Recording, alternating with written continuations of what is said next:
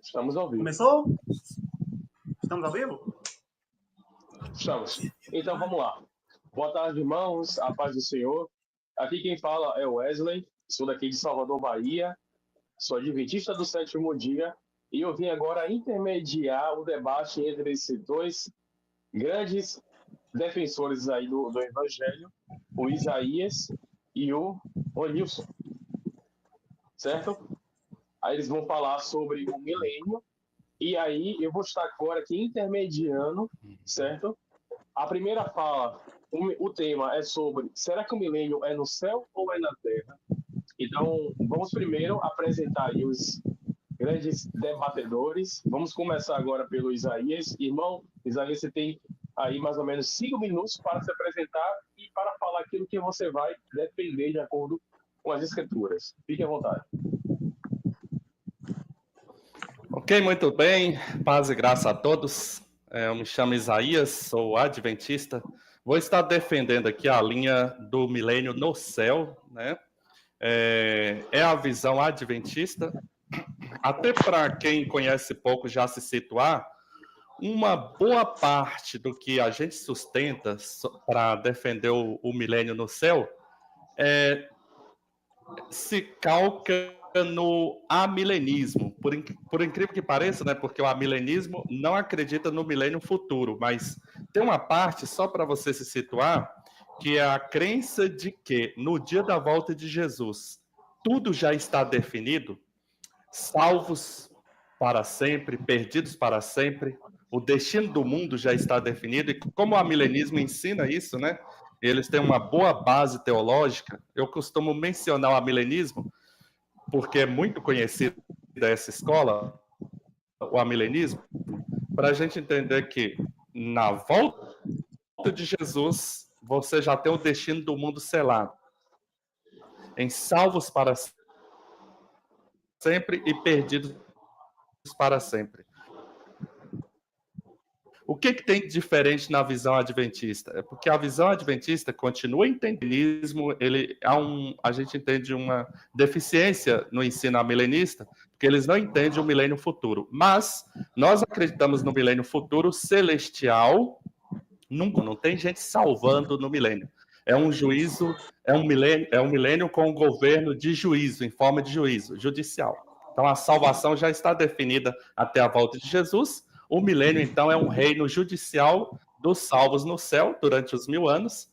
No final dos 1000 anos, os salvos vão descer para a terra e as nações ímpias que morrem por ocasião da volta de Jesus e de todas as eras, elas vão ressuscitar na segunda ressurreição no final do milênio. E aí, então, essas nações, elas vão receber a execução do juízo que aconteceu durante o milênio. Elas vão reunir com Satanás para ir contra a cidade santa, e aí então cai fogo do céu e elas estarão então sendo lançadas no lago de fogo. E daí que entra o novo céu e a nova terra para sempre. Então essa é a visão que eu vou estar defendendo aqui e vou estar aprofundando mais aí no decorrer do diálogo aí com o nosso irmão Roneilson, e o amigo vai poder ter uma ideia maior da nossa crença no milênio celestial. Muito bem, é isso. Ainda ficou um minuto para você, Isaías, mas agora você quer usar seu 1 minuto, Isaías? Ou você quer passar? Não, pode passar. Já. Ok, fique à vontade para se já apresentar pode e aquilo que você vai defender. passar, já me apresentei, né? Posso começar? Pode sim, fique à vontade. Muito bem, o meu nome é Roneilson Alves, né? Já está bem exposto aí. Eu congrego na Assembleia de Deus, e venho defender, né, a visão que os 3 primeiros séculos do cristianismo sempre creu, né? O milênio na Terra. Né? Depois, né, desses 3 primeiros séculos, né, começaram de novas ideias, né? Inclusive o amilenismo que o Isaías bem falou.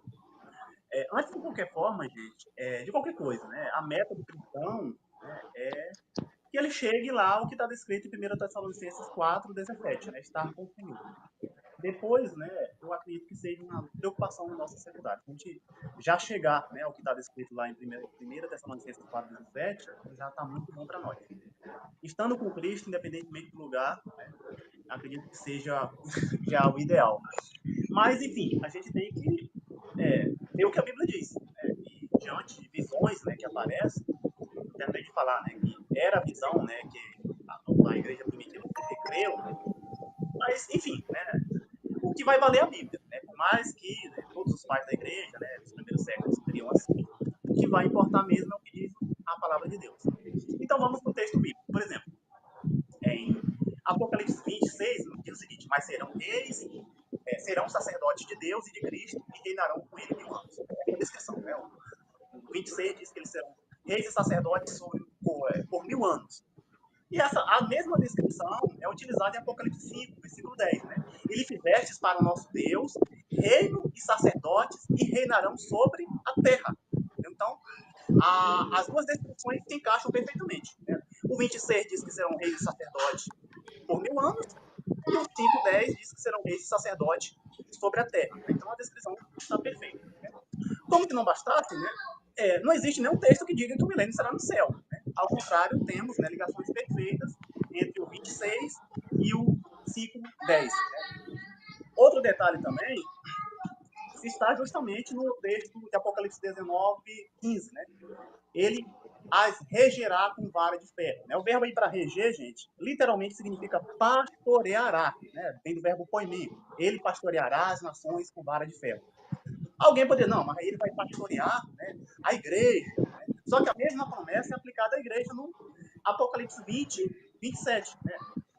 20, 26 e 27. Ao vencedor e ao que guarda as minhas obras, até o fim lhe daria autoridade sobre as nações, e ele as pastoreará, né, com vara de ferro. Né? Então, tem mais quantos minutos aí, gente? Só tem 1 minuto. Só 1 minuto, né? Então, essa é apenas uma das minhas primeiras descrições, né? O 26. Já acabou, não? Com 5:10, entendeu? É.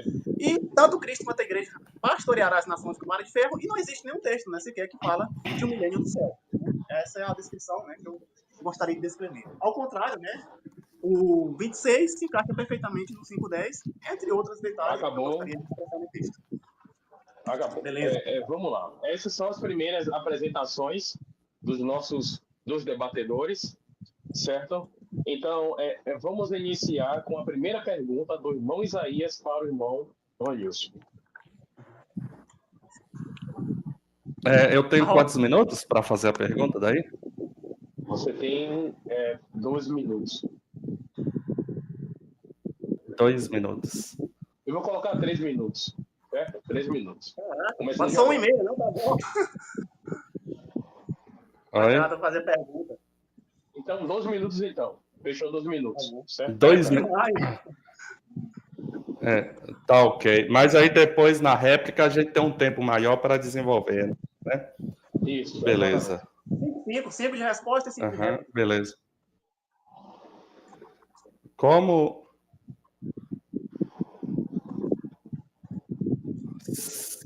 Então tá, pode começar a contar a partir de agora o meu tempo?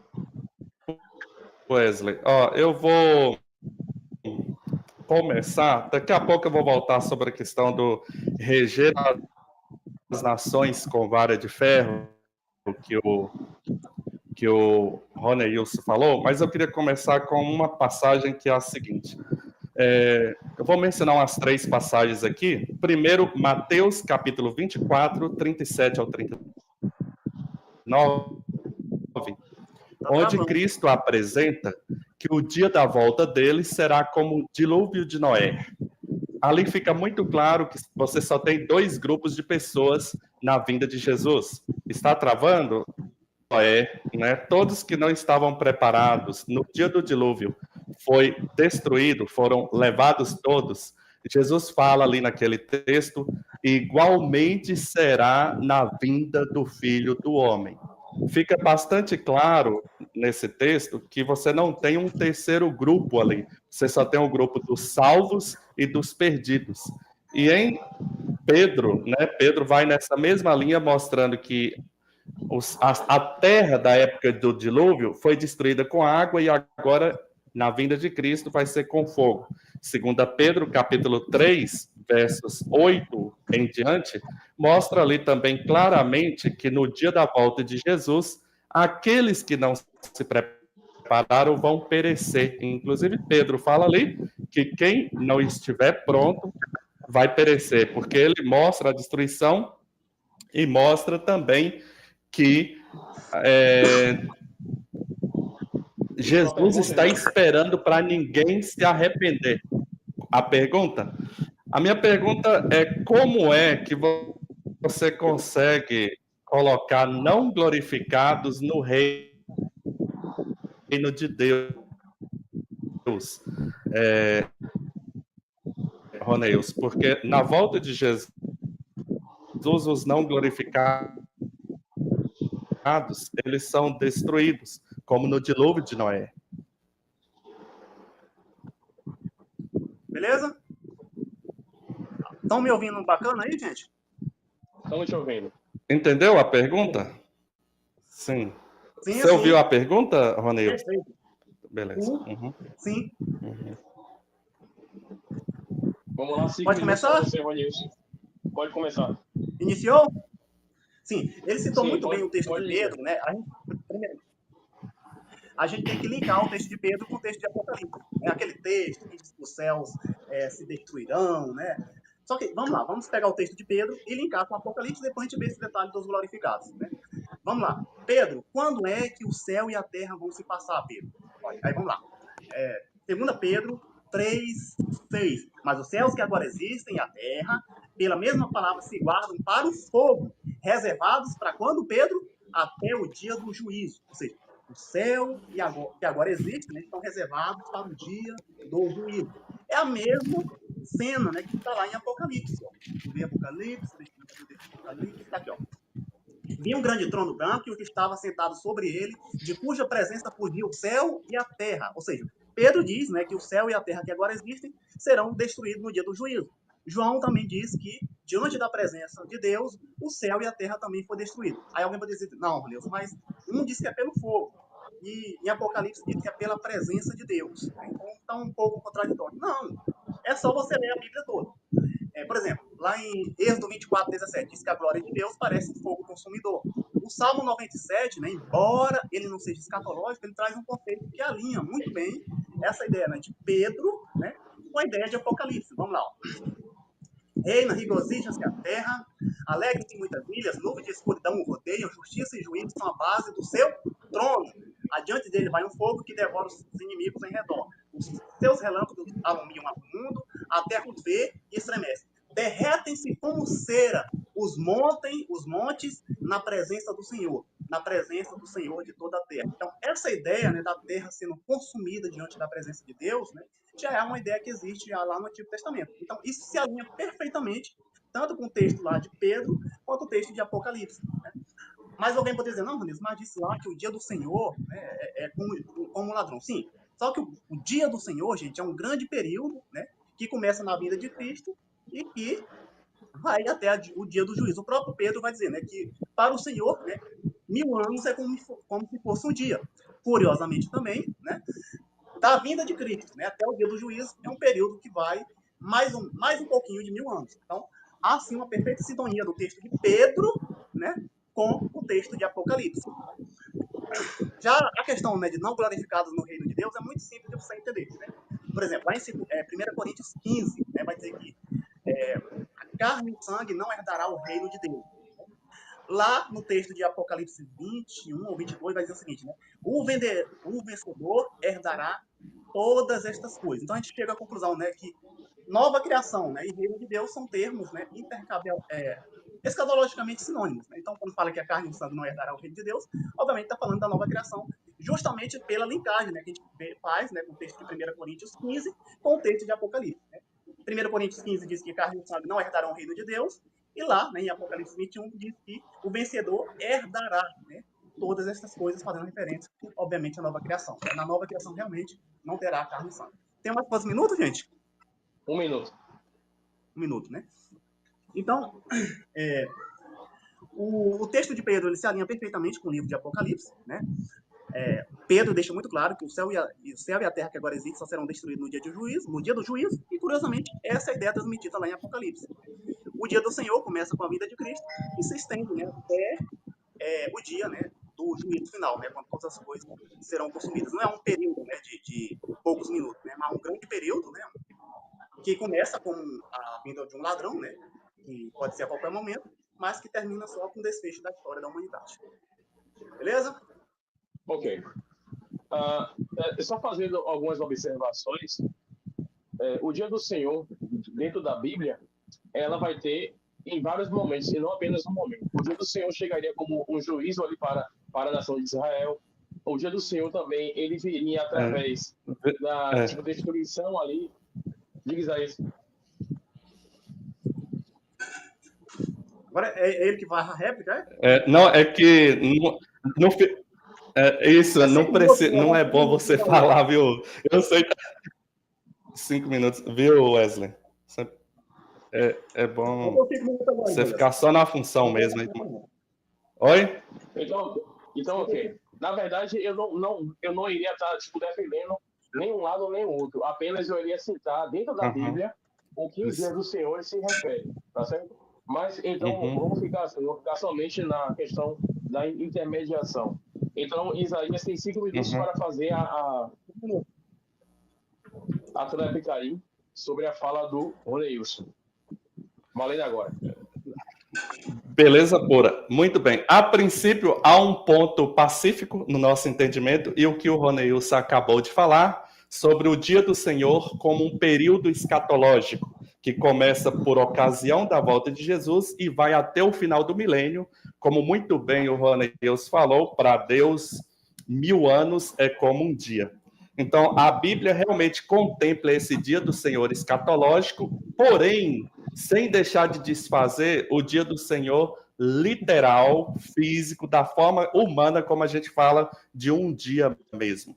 Existe um dia dentro desse dia do Senhor escatológico, onde literalmente Jesus Cristo, nosso Senhor, vai manifestar nas nuvens em glória e majestade. E esse dia aí, se a gente prestar atenção na profecia, é como se fosse um centro de gravidade nesse período maior do dia do Senhor escatológico. Por que eu estou falando centro de gravidade? Porque é onde há maior peso. No dia do Senhor, onde você tem maior peso escatológico, é no dia que Jesus Cristo se manifesta nas nuvens em glória e majestade. Eu o fogo destruidor da vinda de Jesus, que está em 2 Pedro, capítulo 3. No entanto, a vinda de Jesus. A partir do versículo 4, Pedro fala que muitos escarnecedores iriam surgir falando: onde está a promessa da vinda? E a vinda de Jesus, a parousia, que é a manifestação visível de Jesus, é a bendita esperança aguardada pela igreja e proclamada. Então, quando há essa pergunta, cadê a promessa da vinda dele, que desde que nossos pais morreram, ele não veio? Há aí uma referência à manifestação visível do nosso Senhor Jesus Cristo. Isso é tão evidente que no verso 9, Pedro vai falar: o Senhor não está retardando, é porque ele é longânimo para convosco, não querendo que ninguém pereça. É muito claro. Até agora, o Senhor Jesus não veio ainda, de acordo com o texto, porque ele está esperando para o máximo de pessoas serem salvas. E é interessante que o texto fala, para que ninguém pereça. Então, o texto está mostrando claramente que quando nosso Senhor Jesus Cristo se manifestar, quem não se arrependeu, quem não se santifica, vai perecer. É só ler o restante do texto. Pedro fala claramente que enquanto a terra vai ser destruída por ocasião da volta de Jesus, nós devemos já agora, aguardando a bendita esperança, nos santificarmos. É assim que termina o texto, falando da necessidade de santificação para esse dia, a manifestação do nosso Senhor Jesus. Então, o grande dia escatológico do Senhor, que tem uma cobertura desde agora dos últimos dias até o final do milênio, ele tem um ponto de tensão maior que a hora que Jesus aparece nas nuvens. E nesse ponto de tensão maior, o destino deste mundo já está selado. O texto está deixando isso claro. Nesse momento aí, quem não está pronto vai perecer. Inclusive, é assim que foram as palavras dos evangelhos. Em Mateus 24, como eu citei, Jesus falou, é como o dia do dilúvio de Noé. E aí, mais embaixo, Jesus fala, portanto, vigiai, para aquele dia não vir sobre vocês como um laço. Jesus também vai falar que esse dia é como a destruição de Sodoma e Gomorra, né? Em Lucas 17, 28 e 29. E tem outra coisa, em Mateus 16, 27, a parousia, Jesus diz que o Filho vai vir na glória do Pai, com todos os seus anjos. Glória do Pai.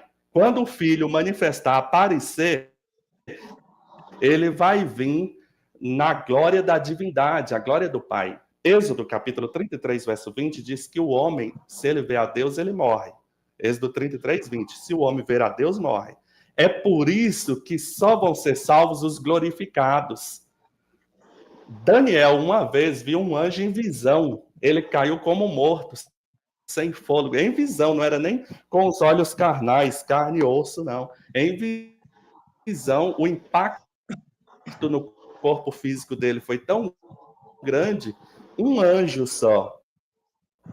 Daniel caiu sem força, sem fôlego, fraco, entendeu? Então, e isso agora, no tempo de misericórdia, para um ser de carne, osso e sangue fraco, mortal, ele não suporta. Agora, imagine todos os anjos do céu invadindo a terra e Jesus na glória de Deus, na glória do Pai vindo. Só tem como escapar, segundo a Bíblia, aqueles que hoje estão se santificando, porque serão glorificados e trasladados. É como a ilha de Monte Serra, que foi destruída por um grande vulcão, só acabou o meu tempo. Só foram salvos quem foi resgatado com os helicópteros da ilha. Acabou o meu tempo, okay. Beleza. Esse primeiro bloco, ele está encerrado. Ô, Nilson, não estou te ouvindo. Oi, é minha vez de fazer a pergunta agora. Isso, esse bloco, ele está encerrado. Lembrando que você tem apenas 2 minutos para fazer a sua pergunta, ok? Beleza. Fique à vontade. Beleza. Bem, primeiramente, no primeiro bloco, né, eu deixei claro que, tanto para Pedro quanto para João, né, o céu e a terra que agora existem, né, vai ser destruído no dia do juízo, até alinhei, né, a ideia lá de Pedro de fogo com a ideia de João sendo da presença do Senhor. Mas, enfim, eu fiquei curioso, né, por esse convite, né, por esse debate. Eu queria saber, Isaías, qual o texto, né, que prova que o milênio é no céu, né? Eu fiz várias referências, né? Tem texto que diz que serão reis e sacerdotes por 1000 anos, aí já tem outro que diz que serão reis e sacerdotes sobre a terra, né? Então dá para alinhar as ideias, né? Tem aquela questão de pastorear as nações de vara de ferro, mas, assim, cadê o texto, né? Que fala que o milênio, né, será no céu, né? Pegue pelo menos 1 ou 2 textos e faça uma exegese, né, dele bem feita, entendeu? Para ver se eu consigo desmontar essa teoria nos meus próximos 5 minutos. Pode escolher qualquer texto da Bíblia, né? E depois eu vou dar o meu parecer sobre a sua interpretação, beleza? Eita, que vai pegar fogo. Isaías, pode começar a responder. Isso, muito bem.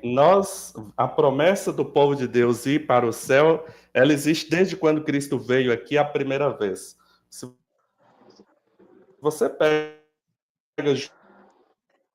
João capítulo 14, por exemplo, quando Jesus fala na casa de meu pai há muitas moradas, ele está tendo como base a figura do casamento. No casamento judaico, o noivo, quando voltava para a festa do casamento, ele passava um tempo na casa do pai com a esposa.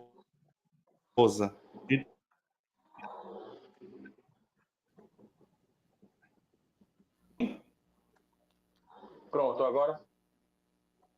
Desligue sua câmera, por favor. Estão me ouvindo? Fique apenas. Estamos te ouvindo, só que a imagem, ela está travando demais. Dá o tempo para ele poder mais, enfim, não perder. Não, a gente bota 1 minuto. Aí um minuto a mais. Ok. O áudio tá bom, né? O áudio tá bom. O áudio tá bom, isso. Vamos voltar ao tempo, porque eu perdi o fio da meada aqui. Teria que voltar ao tempo. Pronto, Tranquilo. ok. Inicia agora aí. João 14, verso 1 ao 3, nós vemos lá a figura onde Jesus fala que vai para o Pai e volta para levar a sua igreja para estar com o Pai. Essa figura aí, Jesus está tirando do casamento judaico. No casamento judaico, o esposo com a esposa ficava um tempo nas festividades na casa do pai antes de ir para a sua morada definitiva. De fato, literalmente, Jesus ascendeu ao céu na promessa de voltar. Isso aconteceu já, nós temos essa informação. Em Atos capítulo 2, versos 30 ao 33, Pedro fala que Jesus assentou no trono de Davi. E ele fala que isso aconteceu em sua ressurreição, já no céu. Então Jesus se encontra no céu. E ele prometeu voltar.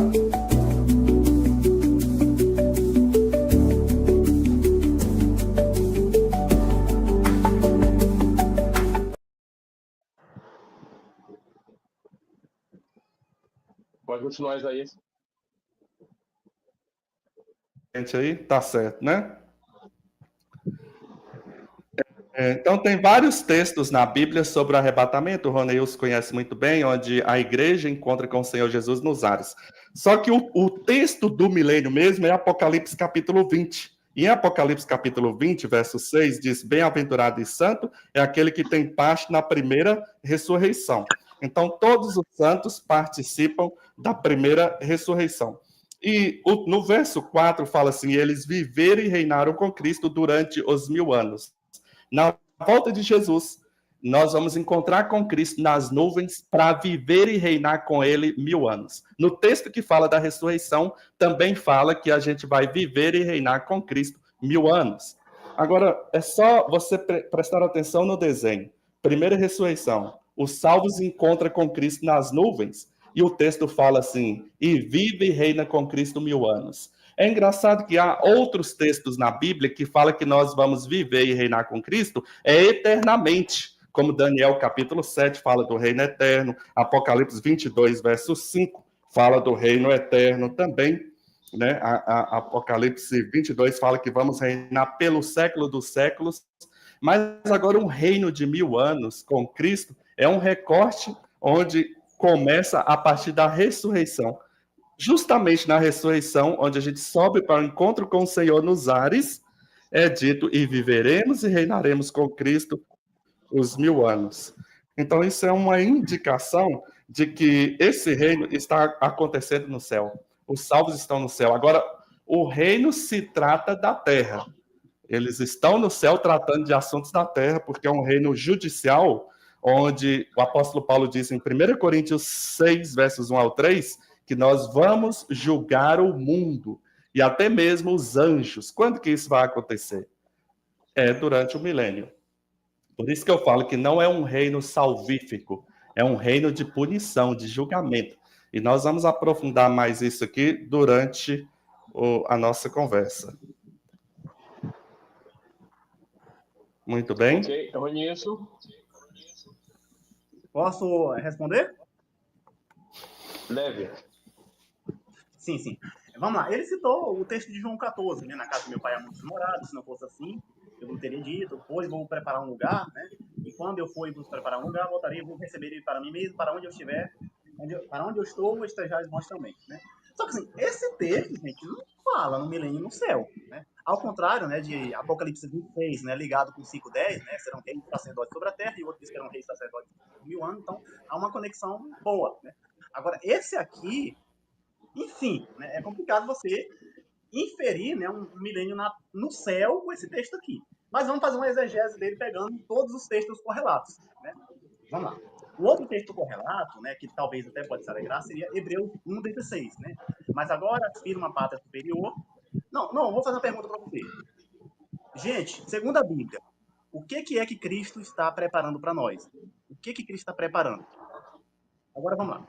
Mas agora aspiram uma pátria superior, isto é, celestial, por isso Deus não se envergonha deles de ser chamado seu Deus, porquanto lhes preparou uma cidade. Então, aqui fala que em Hebreus 1:16 que Deus preparou uma cidade. Agora vamos para outro texto correlato. Okay. Vi também a cidade santa, Nova Jerusalém, que descia do céu da parte de Deus, ataviada como a noiva, adornada para seu esposo. Então ouvi uma grande voz vinda do trono, dizendo: eis o tabernáculo de Deus com os homens. A expressão casa do meu pai, gente, é a mesma expressão utilizada para o templo. Né?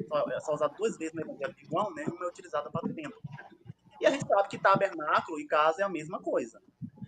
Agora, o curioso, gente, desse texto de Apocalipse 20, 21, 3, 2 e 3 é o seguinte. Né? O versículo 2, ele vai dizer o seguinte, ó. Ataviada com uma noiva adornada para seu esposo. Então, se a gente aceitar a visão do Isaías, é como se o noivo usasse a noiva durante 1000 anos, né?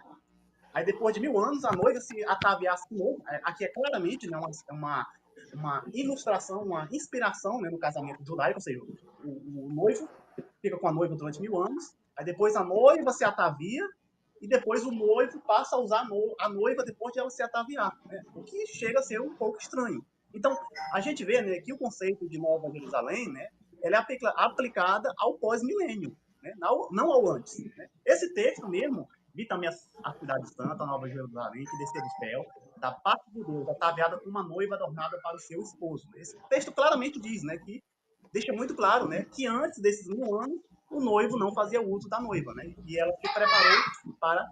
Oi. Não, é um menino aqui. Então, esse texto deixa muito claro, né, que a casa de meu pai, né, lá descrito lá em João 14, é a mesma tabernáculo de Deus para com os homens aqui do texto de Apocalipse 21, 20, 2 e 3. E, neste caso, o versículo 2 e o 3 deixa muito claro, né, que o noivo, neste caso, ainda não fez uso da noiva. Essa ideia é muito bem clara, né, quando a gente liga João 14, né, com Hebreus 1,16 e o texto de Apocalipse 21, versículo 2 e 3. Tem quantos minutos ainda, gente? Você tem 1 minuto. 1 minuto, entendeu? Então, eu acho que, assim, o texto de Apocalipse 21, 2 e 3, né, seria praticamente cabal, né, para desmanchar essa teoria. Né? A noiva, né, se preparou, né, e está se encontrando com o noivo justamente depois do milênio, né, e não no início do milênio. E é só isso. Ok. Isaías, 5 minutos para você.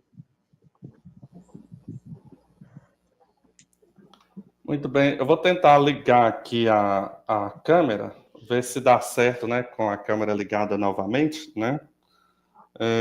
Muito bem. Eu vi... Sim.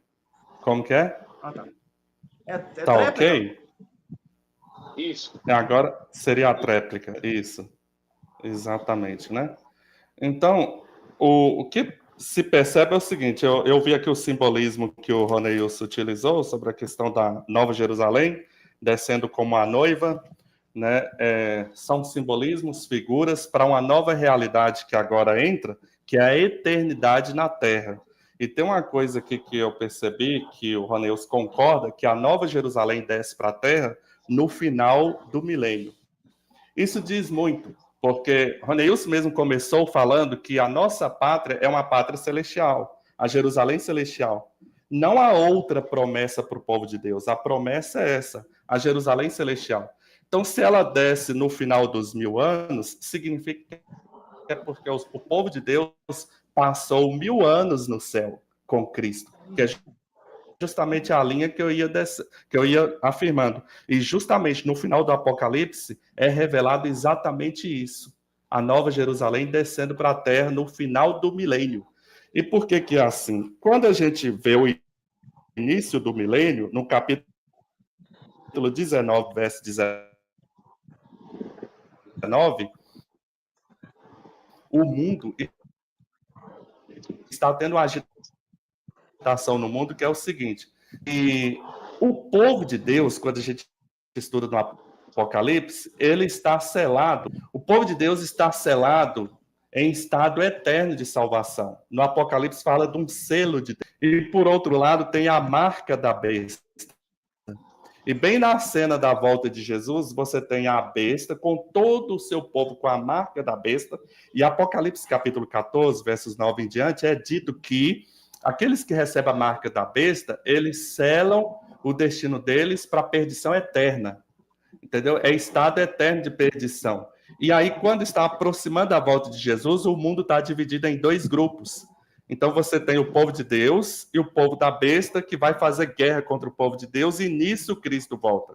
Apocalipse 19, versos 19 ao 21, mostra que todo o exército da besta foi destruído, foi morto. Essa é a cena por ocasião da volta de Jesus. E é daí que vem o texto de Apocalipse 20, versos 4 ao 6, onde fala da primeira ressurreição. Santo e bem-aventurado é todo que tem parte nele. Se está ressuscitando, está sendo arrebatado, está indo para o céu. E é aí que fala que o povo de Deus vai reinar. Assentou-se nas cadeiras para reinar. E na descrição de quem reina, fala que ali está os mártires, os que venceram o período da marca da besta, tudo está mencionado ali. Então, os que venceram o período da marca da besta estão dentro dos que participaram da primeira ressurreição, porque eu sei que os dispensacionalistas jogam isso para frente, para depois. Mas no texto aí, os vencedores da besta estão dentro dos que são arrebatados e levados para o céu para reinar. E outra coisa, o texto fala bem assim: e serão sacerdotes de Cristo e reinarão com ele os 1000 anos. Nesse texto, todos os salvos pertencem à primeira ressurreição e todos os salvos reinam. E reger as nações com vara de ferro nunca foi um reino de salvação. Em Salmo capítulo 2, é dito que com cetro de ferro o Messias vai esbagaçar, despedaçar as nações. E o primeiro que começa a reger com vara de ferro é Jesus, que ele vai vir regendo as nações com vara de ferro, e o texto em Apocalipse 19:15 mostra que ele vai despedaçar as nações, destruindo. Os salvos vão seguir nesse reino aí, é um reino de punição para as nações. Durante o milênio, os salvos vão estar no reino judicial, cumprindo 1 Coríntios 6, onde Paulo diz que os salvos vão reexaminar o mundo, julgar o mundo, inclusive os anjos. Acabou o tempo, mas a gente aprofunda mais daqui a pouco. Vamos só recapitular aqui, tá? Vamos só recapitular. O primeiro bloco foi Isaías começando a perguntar, o Ronilson ele respondeu, e o Isaías respondeu a resposta do Ronilson. Fechamos o primeiro bloco. O segundo bloco foi o Ronilson, ele fazendo a pergunta, certo? O Isaías respondendo a pergunta do Ronilson, e agora o Ronilson irá responder a resposta do Isaías, para fechar o segundo bloco. Ronilson, 5 minutos para você. Aí foi a pergunta dele, foi? Foi a resposta dele, a sua pergunta. Não, no caso, agora é a pergunta. Eu acho que a gente se perdeu um pouco aqui. Eu acho que agora vem uma pergunta aí. Eu só não me lembro se é minha ou é do Renilson agora a pergunta. Agora é a sua pergunta. Não, ele teve uma prévia, entendeu? Era a vez do Isaías fazer a pergunta. Já encerrou. Agora. Já encerrou o segundo bloco. Ele encerrou entendi. Vai começar o terceiro, entendeu? Então vamos lá. Eu acho que faltou eu deixar uma pergunta. Eu tenho que deixar uma pergunta, é isso? Não. Você vai fazer agora a sua pergunta.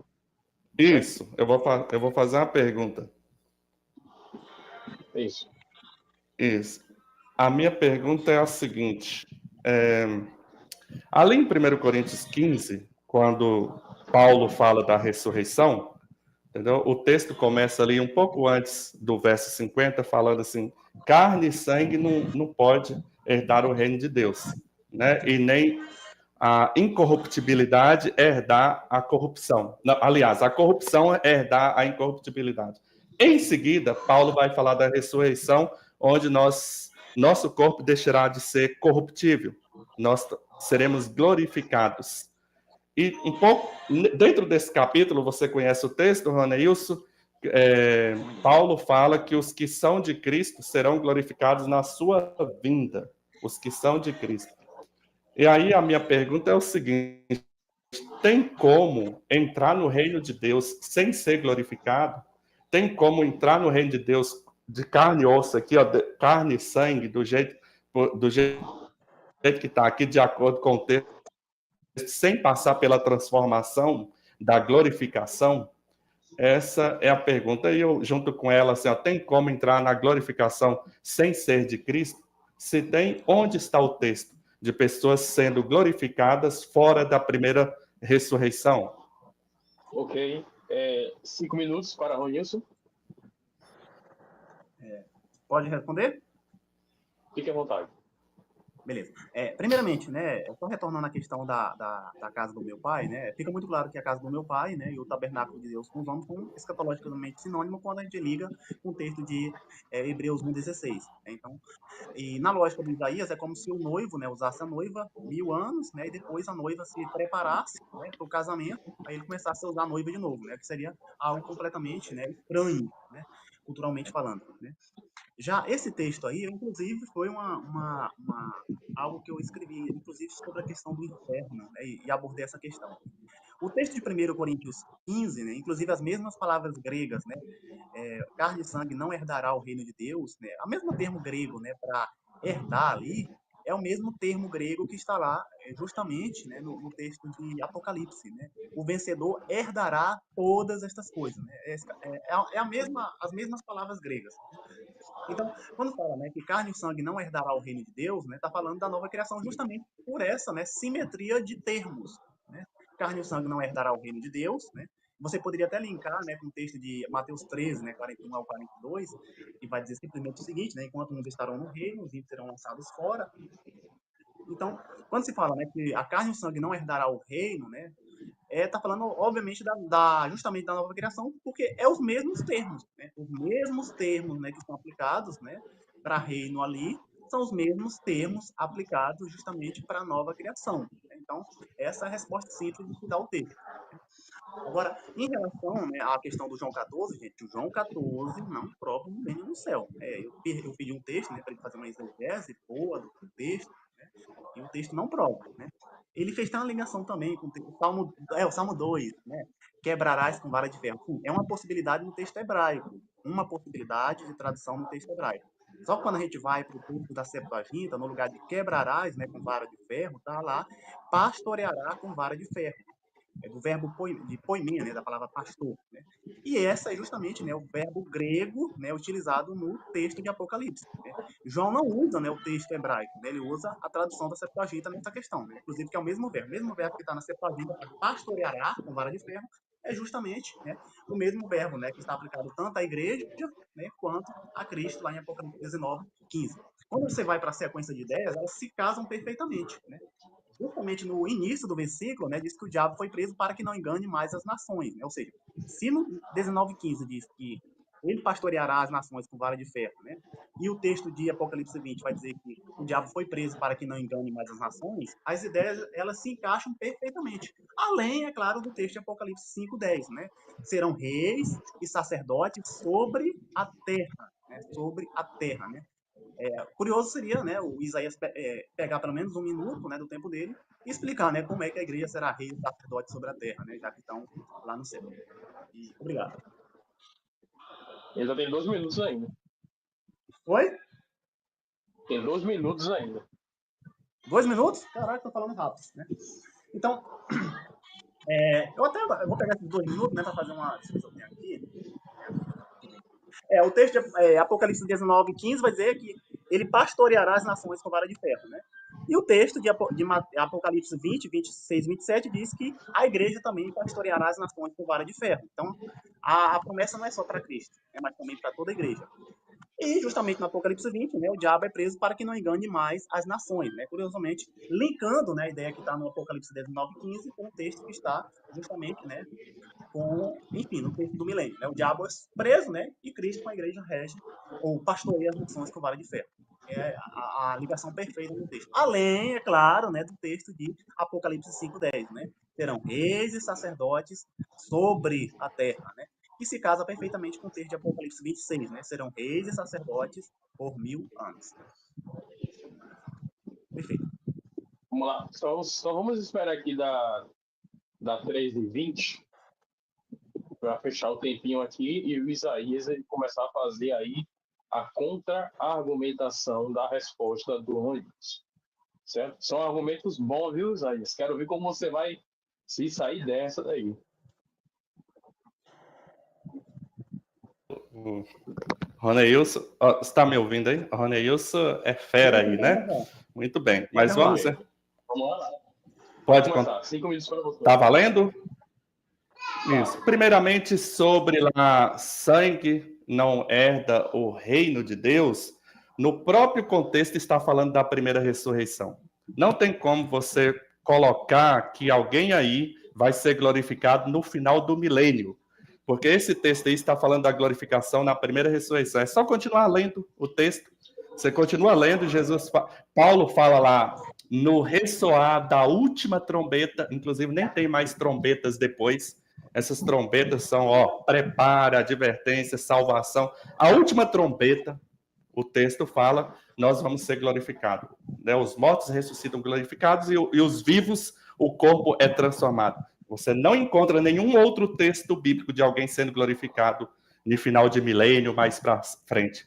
Então, no lugar aí onde fala que o corruptível não herda o incorruptível, é falado da ressurreição. E não há tempo aqui, mas se a gente ler o capítulo inteiro, fica muito claro que o dia que o povo de Deus vence a morte é agora no aparecimento de Jesus, na parousia. Você não tem outro texto mostrando o povo de Deus vencendo a morte em outro dia. O povo de Deus entra num estado de imortalidade na volta de Jesus, na primeira ressurreição.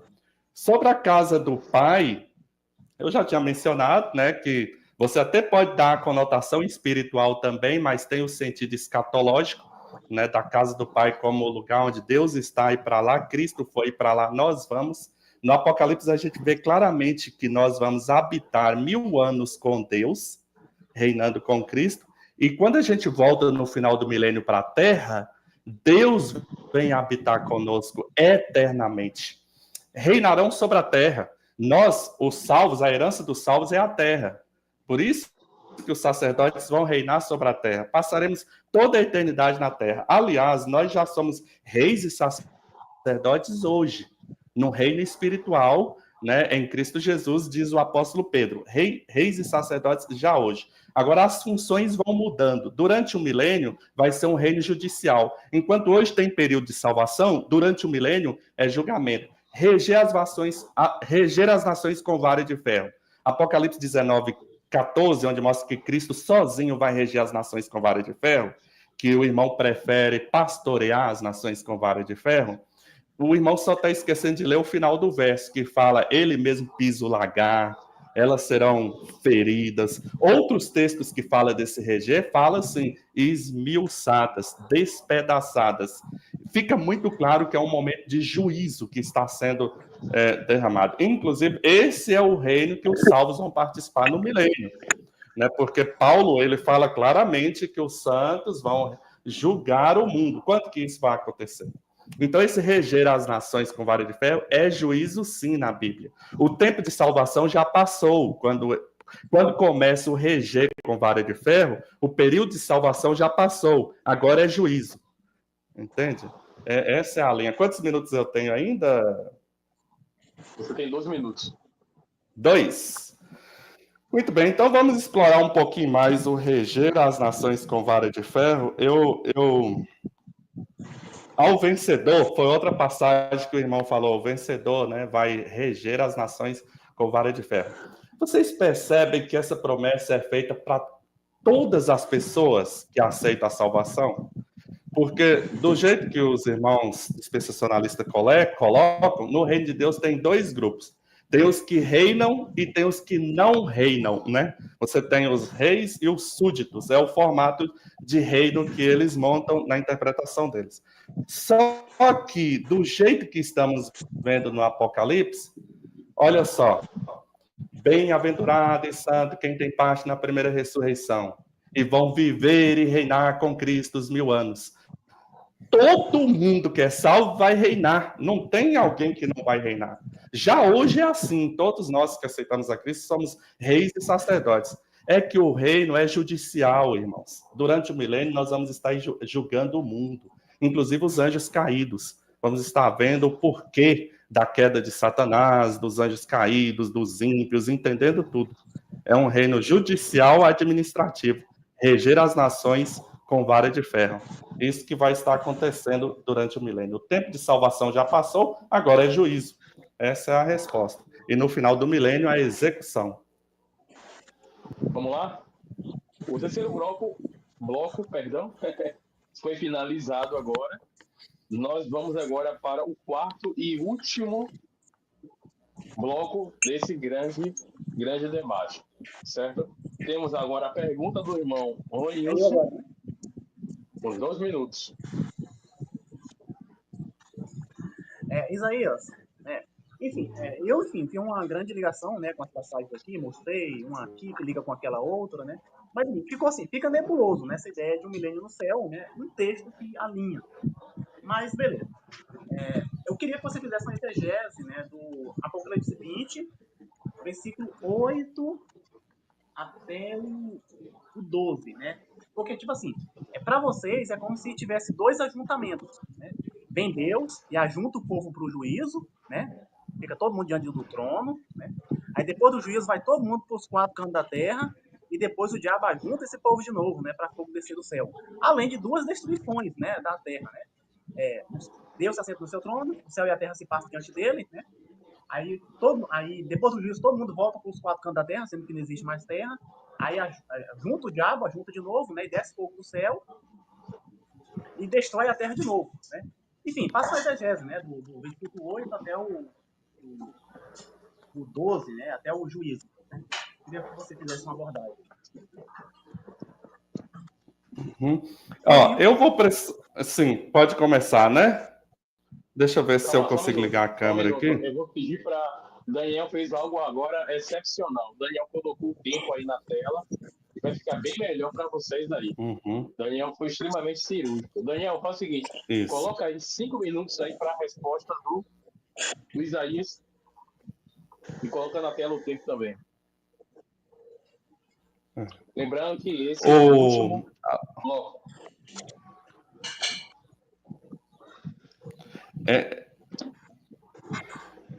É o seguinte, parte desse final do milênio aí tem alguma coisa em forma de... Como é que é? Tá ok o tempo? Tá valendo? A pergunta do irmão Roneils, ela envolve alguns aspectos que fogem um pouco do tema do debate. Eu vou precisar concentrar aqui, aproveitar o pouco minuto que eu tenho para explicar a questão do milênio. Mas, no outro momento, a gente aprofunda para outras nuances desse texto. Aí eu não sei se eu vou conseguir responder completamente a fala do irmão, porque eu quero focar em explicar o milênio com essa passagem. E Apocalipse 20, verso 7 em diante, eu não vou ler o texto para ganhar tempo, mas os irmãos conhecem, o Ronilson citou. É dito que, no final dos 1000 anos, Satanás é solto. Aí ele sai e engana as nações nos 4 cantos da terra. E o nome dessas nações é Gog e Magog. Pergunta, essas nações são salvas? Essas nações, Gog e Magog na Bíblia é o quê? Inimigos de Deus. Né? Por que agora Satanás está podendo enganar essas nações? Porque, meus irmãos, no final dos 1000 anos, a Bíblia diz que os ímpios ressuscitam. Os outros mortos não ressuscitam até passar os 1000 anos. É bem aí que Satanás é solto. Agora ele tem acesso a essas nações. 1000 anos antes, os anjos de Deus pegaram os escolhidos dos 4 cantos da terra e levaram para a reunião com Cristo.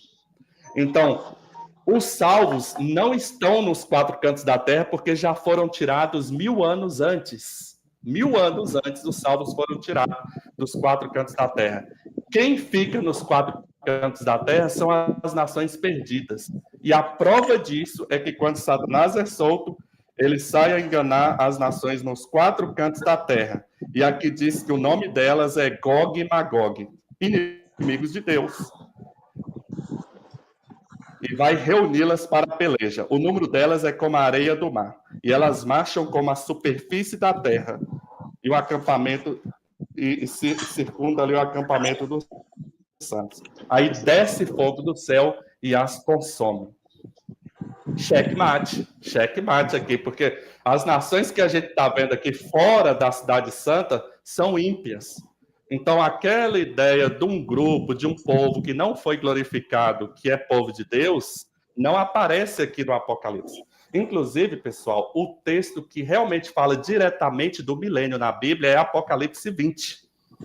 Ó, 1000 anos na Bíblia só aparece 6 vezes. Todas as 6 vezes, Apocalipse 20. Então, aqui é a maior autoridade bíblica para explicar o milênio para nós. Apocalipse é a plenitude da revelação do milênio. E está mostrando que as nações que Satanás engana são nações perdidas, nações ímpias. É o desfecho final aqui do texto. Vocês perceberam? Ele sai enganar as nações, o nome delas aí, Gog e Magog, está muito claro, né? São nações perdidas. Esse é o texto claro do milênio. Eu sei que os amigos dispensacionalistas pegam umas profecias do Antigo Testamento e tentam encaixar no milênio, mas lá não aparece a palavra milênio na profecia. Agora, aqui em Apocalipse 20, aparece os 1000 anos. E essas profecias do Antigo Testamento, o Novo Testamento, dão uma interpretação para elas que os irmãos fazem vista grossa. Na figura profética do Antigo Testamento, eles viram uma Jerusalém terrena eterna. Só que no Novo Testamento, a interpretação é que essa Jerusalém é celestial. É celestial. É o cumprimento que o Novo Testamento dá. Então, como os irmãos pegam muito a interpretação literal das profecias do Antigo Testamento, eles tentam forçar um cumprimento no milênio. Só que aí colide, esbarra com um monte de textos do Novo Testamento que mostra que não há chance nenhuma de alguém sobreviver à volta de Jesus sem ser glorificado. 2 Tessalonicenses 1:7 em diante fala que Jesus virá em chama de fogo, tomando vingança, onde os que não obedecem o evangelho serão banidos da sua face, na sua presença.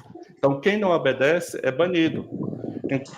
Então, eu vejo Apocalipse 20 aqui, no final do texto do milênio, mostrando claramente que essas nações do final do milênio aqui são ímpias, já perdidas, que tem um engano de Satanás de tentar ir tomar a cidade santa. Satanás diz a eles que eles podem conquistar a cidade de Deus. Sofrem mais um engano, né? Os ímpios vão de mal a pior, enganando e sendo enganados, mas serão destruídos no fogo aí no final do milênio. Essa é a explicação. Ok. Vamos lá. Agora o Ronilson, ele tem 5 minutos. 5 minutos para fazer a sua última resposta para a resposta do Isaías. Bora lá, vamos lá, gente.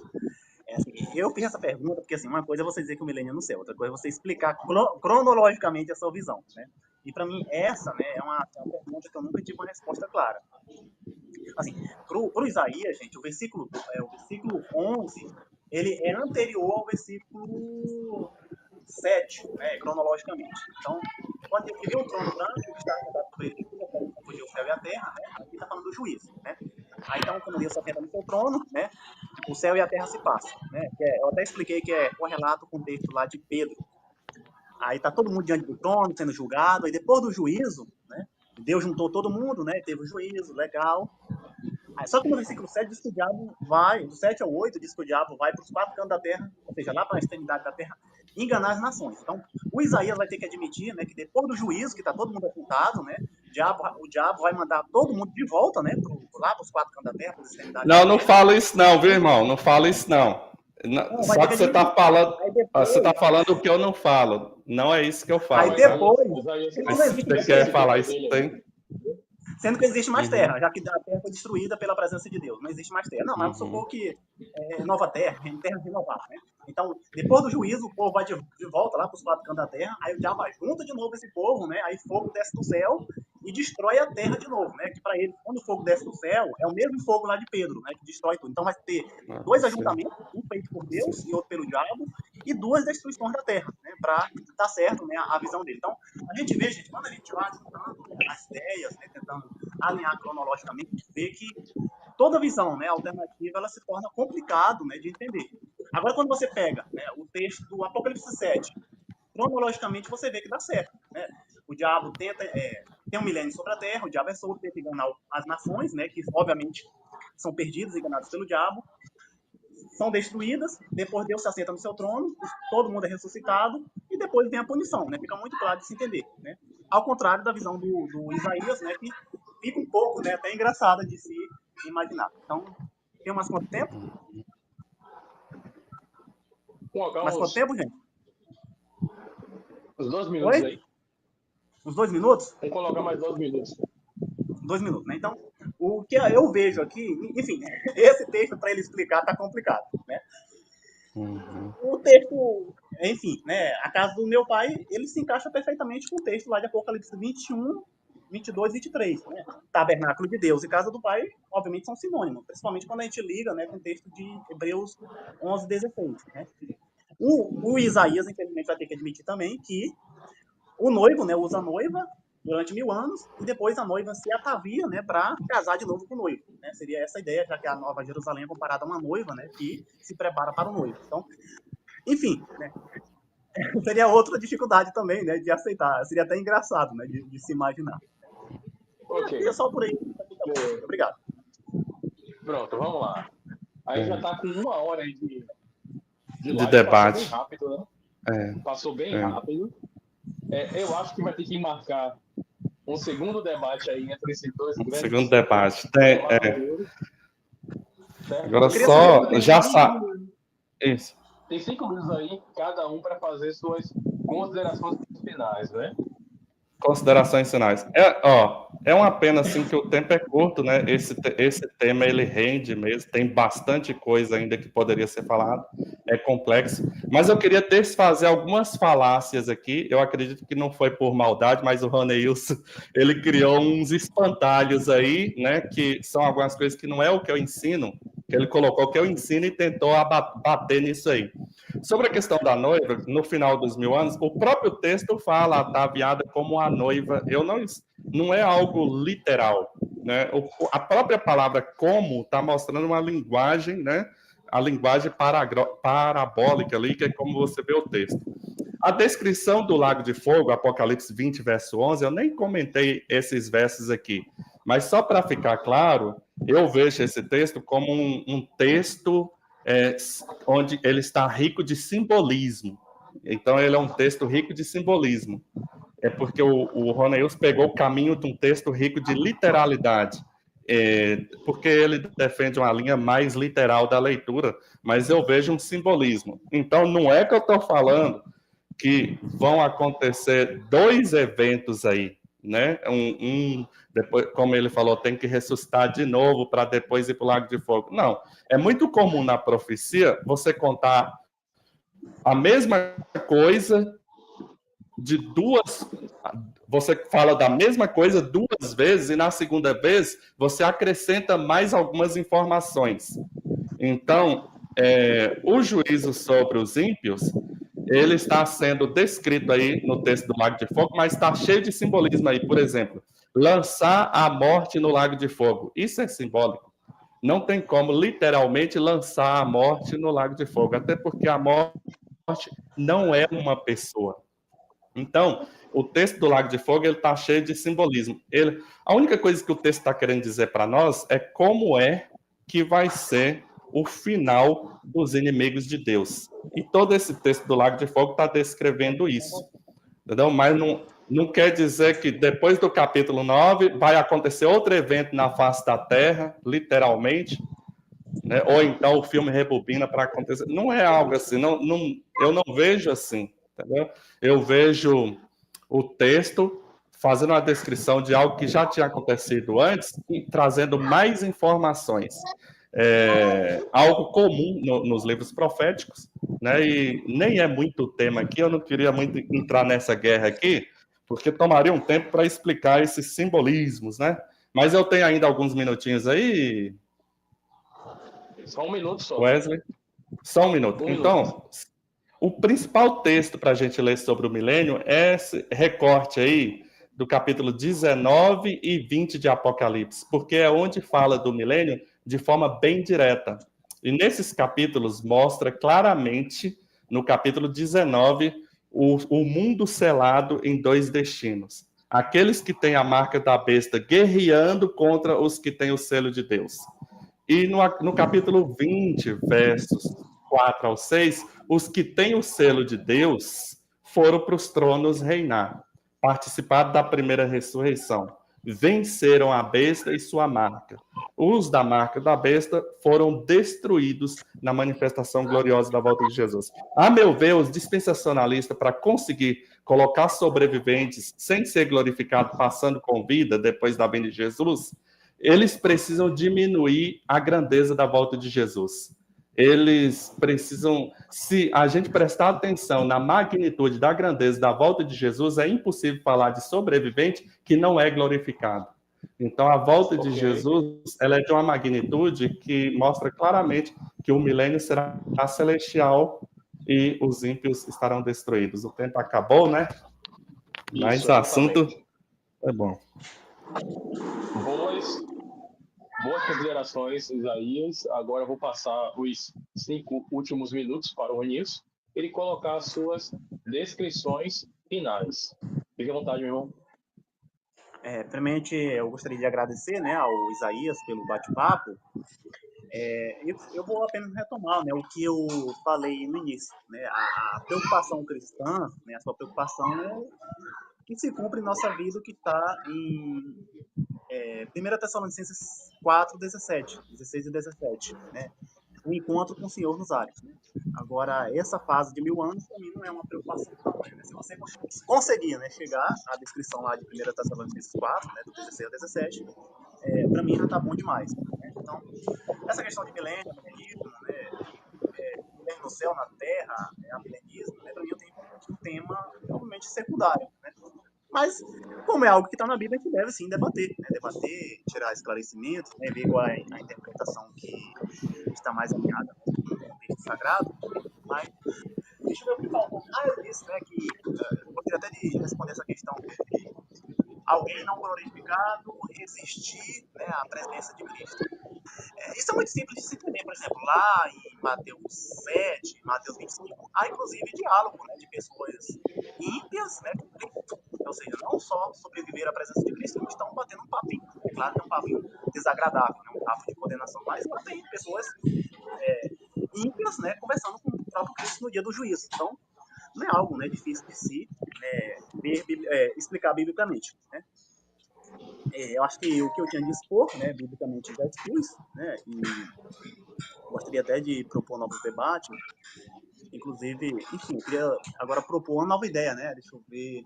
Estava até pensando sobre a ideia, né, do castigo dos ímpios. É eterno em duração ou em consequências, né? Já que eu vi que essa é uma opinião muito forte, né, que cresceu no meio migracionista, né? E proporia até dois, né, dos debatedores, né, se eles quisessem. Um seria o Hércules Mendes, né? Ele gosta muito de tema de clacionismo.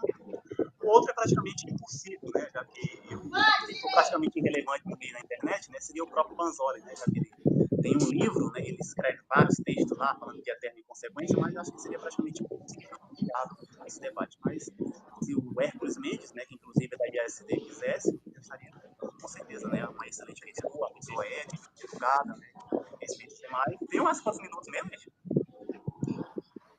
Você tem mais 2 minutos. 2 minutos, né? Então, seria uma proposta também para mim futura, né? Se alguém quisesse, né? O castigo dos ímpios, né? Eterno em duração ou em consequências, né? Eu queria ver, né, se realmente essa ideia do eterno em consequências realmente está alinhada com o texto sagrado, né? A gente pode pegar os textos lá, né? Hebreus 6:2, né? Salvação eterna, juízo eterno. A gente pega esses textos e vê se realmente, né, eles trazem essa ideia de eterno em consequência. Então, o que eu já tinha de falar, eu já falei. Obrigado, gente.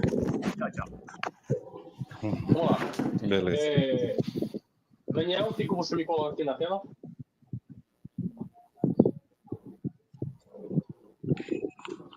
Na tela Oi? maior aí. Não, é o Daniel, isso.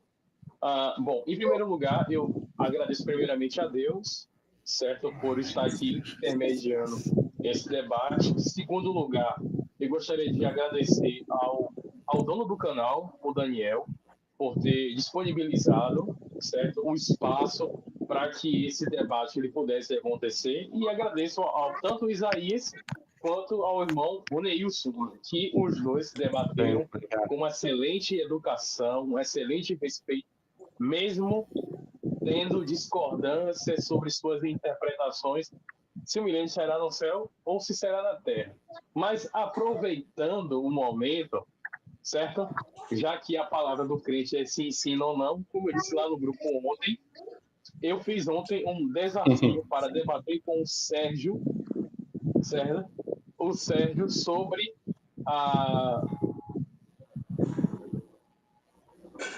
eu sumi aí na tela aí.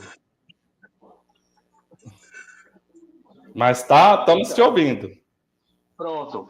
Eu fiz um desafio ontem no grupo, já que o Sérgio, ele é um grande crítico da Igreja Adventista, certo? Então, eu estou desafiando ele aqui no grupo do Daniel, em uma transmissão online, para debater sobre qualquer doutrina e sobre qualquer assunto da Igreja Adventista, certo? Então, fica o desafio aí a você, Sérgio. Eu espero que você não corra como você correu ontem no grupo, e a gente pode debater aqui respeitavelmente e amigavelmente. Desde já, agradeço a todos. O Sérgio é pesquisador das escrituras. Exato. Então, Deus continue nos abençoando, nos guiando. Oi, Daniel. Eu posso fazer uma pergunta para o Isaías? Pode. Pode. Nós ainda estamos na gravação, né? Eu não importo, não. Se quiser continuar aqui o assunto, a gente continua. Né? Eu fico 5 horas ainda aqui. Está ao vivo ainda. Tá. A pergunta que eu quero fazer para o Isaías é que, como ele acredita que o milênio será no céu, o milênio se entende em um tempo específico de 1000 anos, como que será essa contagem no céu? Sendo que no céu não tem dia, não tem como a gente ter essa percepção de tempo. Como é que é contado esse tempo de 1000 anos?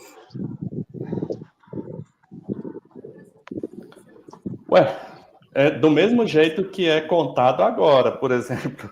Por exemplo, nesse momento passaram cerca de 2000 anos desde que Cristo veio até agora.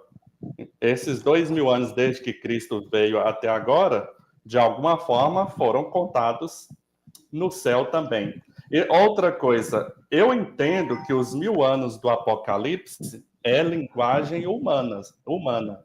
É 1000 anos da forma humana de contar. Eu entendo que são 1000 anos literais, né, na minha interpretação. Então, são 1000 anos mesmo. Agora, quando passa 1000 anos, eu não vou aprofundar muito nisso aí, porque eu estaria utilizando o argumento do silêncio. Mas o que eu defendo é o seguinte: nesse texto, a Bíblia fala 1000 anos, e 1000 anos é literal. Esses 1000 anos literal, alguém pode até falar alguma coisa diferente, mas, por exemplo, o mundo tem cerca de 6.000 anos. Entendeu? Esses 6.000 anos, de alguma forma, ele está lá no céu também, de alguma forma. Esses 6.000 anos, entendeu? Agora, se a gente quiser aventurar para teoria da relatividade, um monte de coisa aí, né? Aí o silêncio é ouro, porque a gente não tem as respostas. Mas o que eu tenho é o que a Bíblia revela. A Bíblia fala que os salvos passarão os 1000 anos no céu. E são 1000 anos da perspectiva humana. Se eu estivesse aqui na Terra, passaram 1000 anos quando os salvos voltam. Entendeu? É da perspectiva humana. Eu entendo que são 1000 anos literais.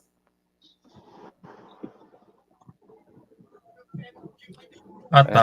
Entendi. Então, no caso, a contagem é com base aqui, não no céu, porque no céu não tem como ter contagem, né? Isso, não que a perspectiva humana. E não que a gente não saiba, né? Porque certamente o céu ele deve ter um outro tipo de contagem que não é revelado dentro da Bíblia, né? Existe o tempo de Deus e existe o tempo dos seres humanos, o Kairos e o Cronos. Entendeu? Agora, como essa contagem de Deus lá no céu, nós não sabemos. Certo? Então, já agora, como está neutro, agora eu posso estar participando sobre o debate um pouco e respondendo a sua pergunta, Daniel, é justamente sobre isso. A perspectiva da contagem, certo? É humana. Porque na Bíblia vai dizer que o tempo de 1000 anos para Deus é como se fosse um dia. Entendeu? Mas esse argumento, que é um versículo que um dia para Deus como se fosse 1000 anos, é algo parecido, acho que é Tiago que fala isso, né? Segunda Pedro. É Pedro e o Salmo 90. Tá, que essa expressão, na verdade, não é que um dia é. Ele faz apenas, como, ele usa a preposição ali comparativa, né? Ele faz uma comparação. Sim. Não é que um dia é só uma comparação. Para dizer Eu ausentei aqui um pouco, não sei se teve alguma outra pergunta para mim aí, se quiser fazer aí. Não. Uhum. Não, é a mesma coisa, né? É sobre o tempo mesmo. Não, mas tá bom, tá bom. Uhum. Então é isso, né? Bom, agradeço a todos. Agradeço a todos. Daniela, ela fala assim, glória a Deus, que no debate, se fosse futebol, já teriam se estranhado. É porque você não viu no grupo do Daniel como funciona lá.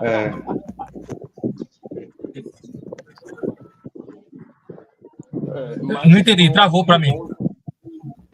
A irmã Daniela, ela falou assim, ó, o comentário, glória a Deus pelo debate, se fosse futebol, já teriam se estranhado. Eu disse que você não acompanha o que acontece no grupo lá do Daniel, lá no grupo do WhatsApp. De vez em quando acontecem os estranhamentos, mas depois, na mesma hora ou depois, todo mundo falando bem um do outro. Isso é normal. Isso é normal. Mas o debate aqui foi de alto nível, alto respeito, certo? Mesmo na divergência. Sérgio, não corra não, Sérgio. Não corra não, que eu tô te esperando aqui. Viu? Debate sobre qualquer assunto, sobre qualquer doutrina da Igreja Adventista. Já que você gosta de criticar tanto a Igreja Adventista, então está aqui um adventista para responder as suas perguntas. Viu? Não fuja do debate, não. Muito bem, é isso aí. Depois manda, o link está lá no grupo, né, Daniel? Eu vou querer dar uma olhada para refletir, né, sobre o estudo, as nossas falas. Eu mandei. Mandei sim, lá tá lá no grupo. É um assunto bastante complexo, né? Teria muita coisa para falar, mas eu acho que pelo menos um norte aí o pessoal viu, né? De algum norte aí para reexaminar esse tema, né?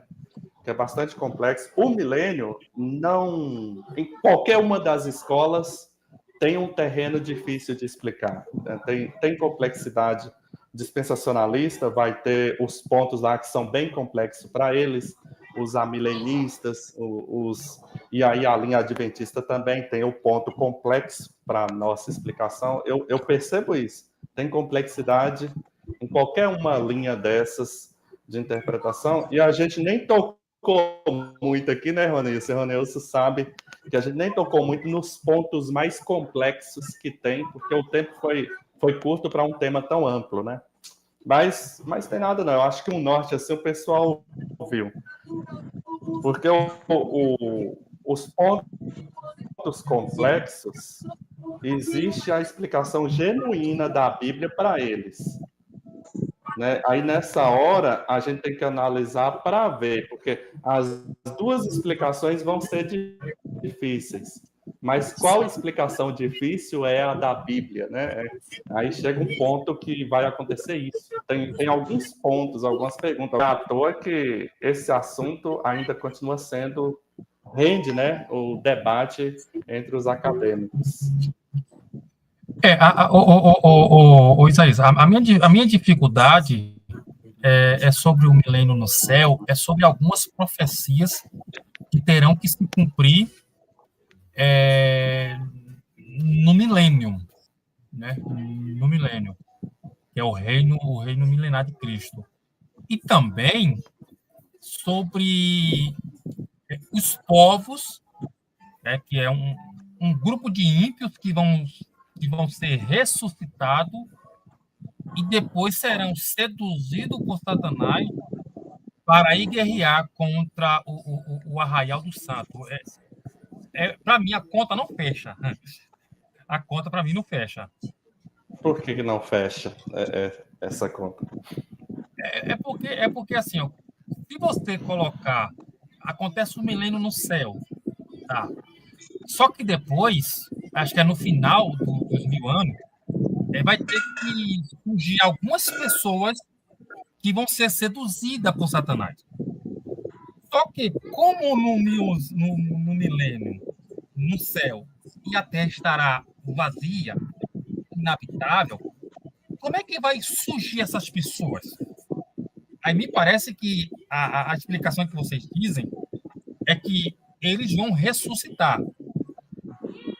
Então, se eles vão ressuscitar, e depois deles ressuscitar, eles vão ser seduzidos, e depois deles serem seduzidos, eles vão guerrear. E depois de guerrear, eles vão ser destruídos. Só que depois tem um grande trono branco que vai ter que ter uma outra ressurreição. Então, parece que fica complicado essa história. Não, mas é porque sabe o que está acontecendo aí, Daniel? Tem como explicar, né? Mas termina aí, que eu vou dar a explicação que a gente tem. Mas a cronologia é essa mesmo que eu falei, né? Não, é para ele, Daniel. Mas só que tem uma questão aí. Sabe por quê? O trono branco é um ajuntamento. Se eu puder falar, é porque o trono branco, no texto, o trono branco aparece ali, ela já é uma descrição simbólica, pessoal. Não é literal. O texto ali não é literal. Eu mostro um monte de elementos nesse texto para provar que ele não é literal. Não é literal? O que aconteceu de literal, a descrição não. O que acontece ali a partir do versículo 1 não é uma descrição literal. Entendeu? É por isso que você não pode seguir, tipo assim, literalmente, eu estou entendendo o que você está falando. Você está querendo dizer que no verso 9 já falou que os ímpios foram destruídos. Aí, de repente, no 10 está mostrando eles vivos de novo, não é isso? Aí, se você pegar literal, você está falando, parece que eu tenho que dar vida para eles aqui de novo, para eles serem julgados e tal, não é? Você está pegando a linha literal. Não, mas mas a cronologia não é essa que eu falei? Porque... Não, a cronologia não é essa. A cronologia real, literal, não vai ser essa. A ordem no texto é essa que você falou. A ordem no texto. Essa questão da profecia repetir, por exemplo, eu faço uma profecia de um evento, aí depois eu faço de novo a profecia do mesmo evento com mais informações. Isso é muito comum em Daniel e Apocalipse. Por exemplo, você vê lá... Sim. Como terminou, eu já estou saindo nesse caso, tá beleza? Deus abençoe, Raneus. Beleza. Obrigado. Mas já vai, mano? Já sim. Você vê outra vida aí, tá? Muito bem. Tá bom, Deus abençoe todo dia, então. Deus abençoe. Vamos lá ver se esse padrão é comum nas profecias. Vamos pegar Daniel, depois a gente vai para Apocalipse. Em Daniel tem a estátua, a visão da estátua, onde fala dos impérios que vão reinar sobre a terra. Na visão da estátua, aparecem os impérios. Beleza, Wesley. Aí daqui a pouco aparece a visão dos animais. Amém. Aparece a visão dos animais. A visão dos animais não são novos impérios. Estão falando dos mesmos impérios e acrescentando mais informações. Daqui a pouco aparece outra visão. Então você vê uma repetição, uma ampliação de informação o tempo todo na profecia. Então, o que eu estou percebendo que está acontecendo no Apocalipse é isso. A descrição é verdade. Pois aí, eu só vou terminar a transmissão só para ficar salvo só o debate de vocês. Isso, pode terminar e aí a gente volta, conversa só a gente mesmo sobre este assunto.